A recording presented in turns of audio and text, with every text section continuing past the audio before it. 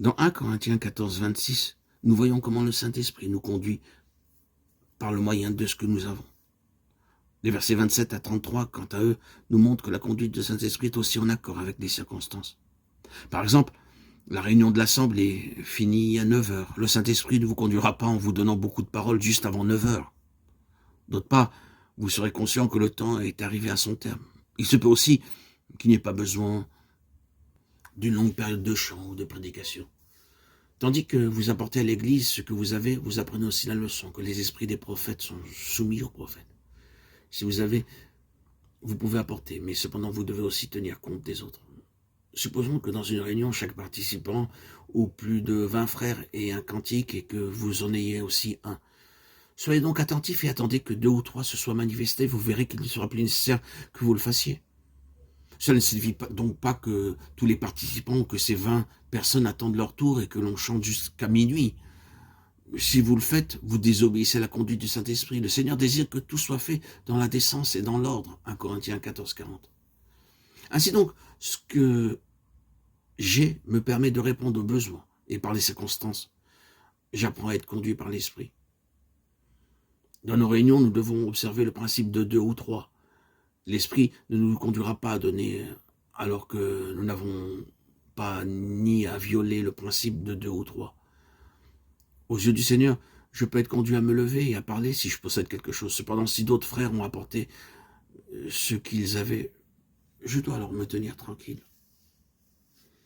Il y a 2 difficultés dans l'Église. L'une d'elles, c'est que ceux qui n'ont pas peuvent être persuadés qu'ils ont quelque chose. Quelquefois, un enfant de Dieu ne remplit pas les bonnes conditions, mais il insiste pour parler.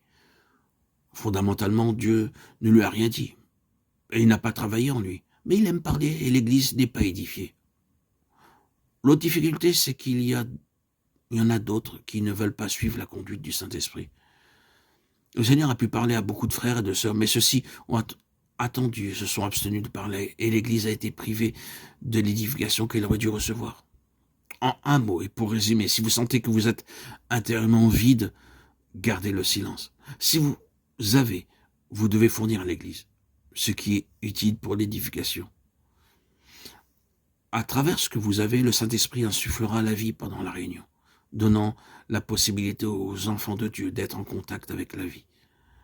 Quand Dieu met ses paroles en vous, que vous soyez au travail ou marchant dans la rue, vous réalisez que Dieu vous a parlé.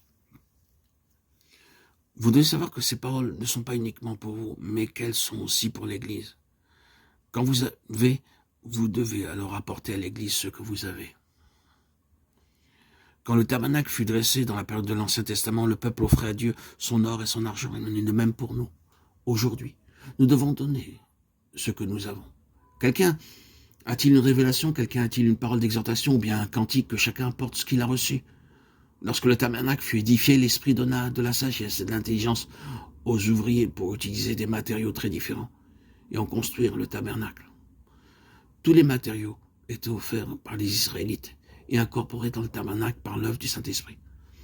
Aujourd'hui, si nous apportons tout ce que nous avons, l'Église pourra s'édifier sous la conduite du Saint-Esprit.